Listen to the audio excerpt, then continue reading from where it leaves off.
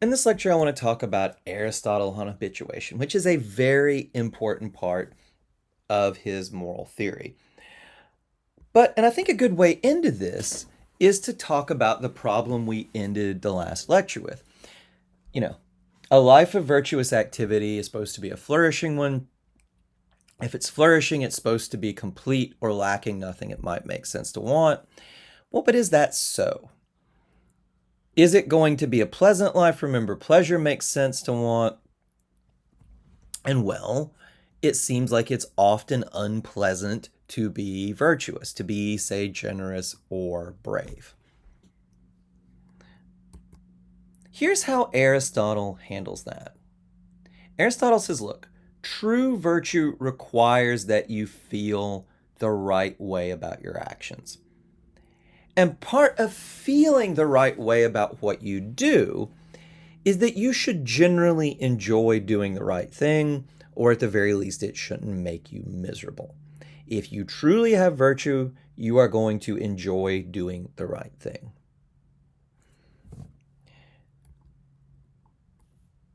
Now, on the one hand, this strikes me as plausible, right? So, you might say, well, here's the generous person says, well, I wish I wasn't so generous. Then I wouldn't have to give this stuff up. Wish I was stingy, right? Aristotle would just say, a person who thinks like that is not truly generous. The person who is truly generous generally enjoys giving and at the very least does not really begrudge having to give away money or time or whatever. It does not make him or her miserable. The person who really enjoys giving, who likes being able to help, has a much better claim to being truly generous than the person who does it grudgingly. The person who finds it pleasurable, who enjoys giving, better claim to being generous than the person who thinks it's a chore. Well, then let's move on to this, think about courage. Now, courage is not one, it's not always going to be like pleasant to face danger, right? Not going to be, oh, fun, I get to risk my life or risk being harmed or fired from my job or whatever, right?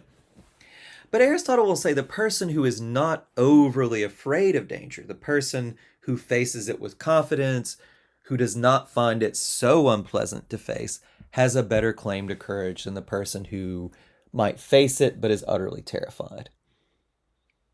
And that seems plausible to me too, right?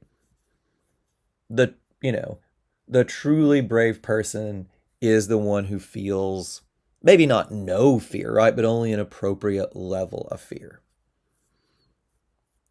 You know, if you are utterly terrified of a tiny chihuahua and you still face the thing, well, that might not be nothing, but that doesn't seem like real courage, right? If you were really courageous, you would not be afraid of this dog that at worst might bite your ankles, right? That seems plausible to me. The courageous person wouldn't even really be all that afraid of it, right? Would not find it that unpleasant. Now, the problem here, though, think back to Kant. Think back to Kant's challenge, right? Kant says, well, look, we can't judge people on how they feel. We can only judge them on whether they act on this motive of duty, that is, do the right thing because it's the right thing, or because people don't have control over their emotions.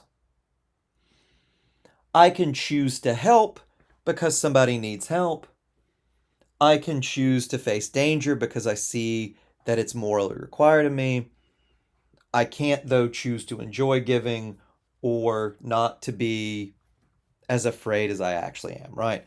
I don't have control over that. You, Aristotle, Kant would say, well, just doesn't make sense to build these claims about needing to feel the right way into it, because when you do that, you are judging people on what they can't control. We can't do that. How does Aristotle respond? Well, to a certain extent, he admits this, right? It is not, you cannot just wake up one day and decide to be brave or generous. because he'll admit you cannot control your emotions in this sort of flip a switch kind of way that you can control whether you say lift your arm or take a drink of coffee or tea if there's some in front of you. Do not have that sort of control. But Aristotle thinks we have indirect control over how we feel. For Aristotle, becoming virtuous is, in a large way, kind of like athletic training, right? I can't just get up right now and choose to run a 7-minute mile. If I did that, I would just hurt myself, right? But I can, I can train over time. If I train every day, I can get faster. And, I bet if you offered me $1 million to run a 7-minute mile and gave me 6 months, I bet you I could do it.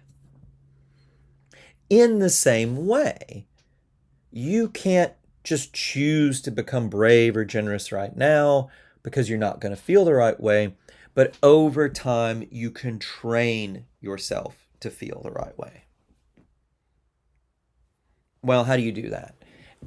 Aristotle has this kind of like quotable line about you become brave by doing brave things, generous by doing generous things. It sounds nice, but what in the world does that mean? What Aristotle means is that when you first start trying to be generous, it is going to be hard. You are not going to like giving. When you first start trying to do brave things, you are not going to enjoy it. You're going to be afraid. But over time, the more you do generous things, the easier it gets to be generous. And after a certain point, you even come to generally enjoy it, Aristotle would say. The more you do courageous things, the less you will fear danger to an inappropriate degree, right?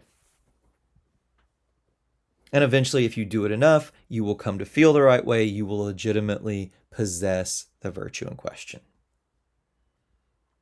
Now, look, this is actually, I think, pretty plausible psychology, right? If you have kids, or you've even been around kids a lot, this kind of does model human development and how people get good character pretty well.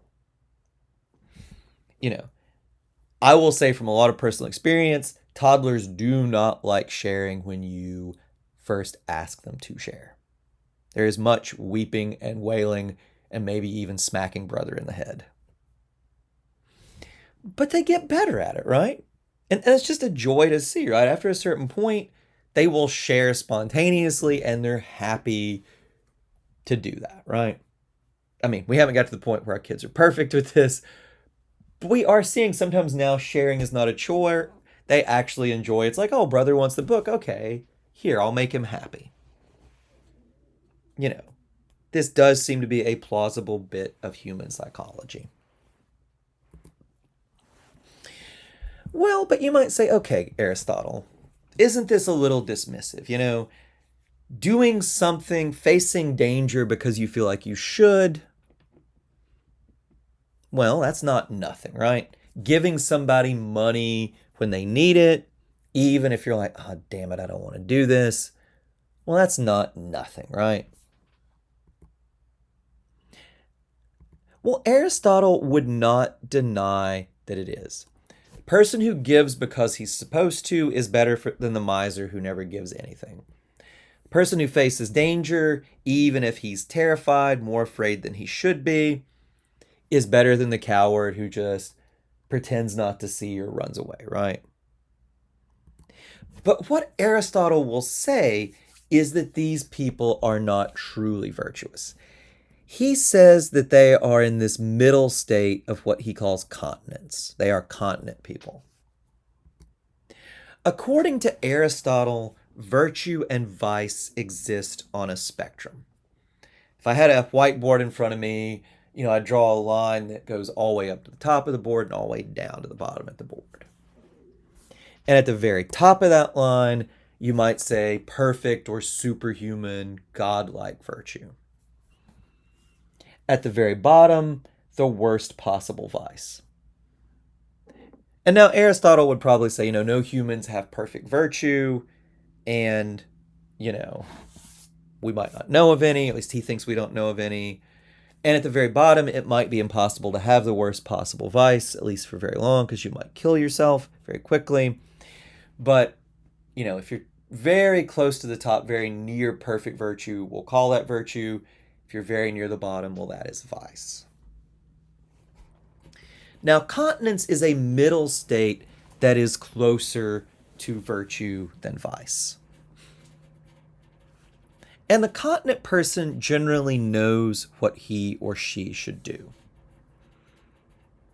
But they sometimes struggle to do it, and they often feel the wrong way. They often don't enjoy acting virtuously. Now, so Aristotle would say, yeah, Kant, acting from duty isn't nothing. It's continence, which is getting close to virtue, but where you go wrong is that these people still need to work on it.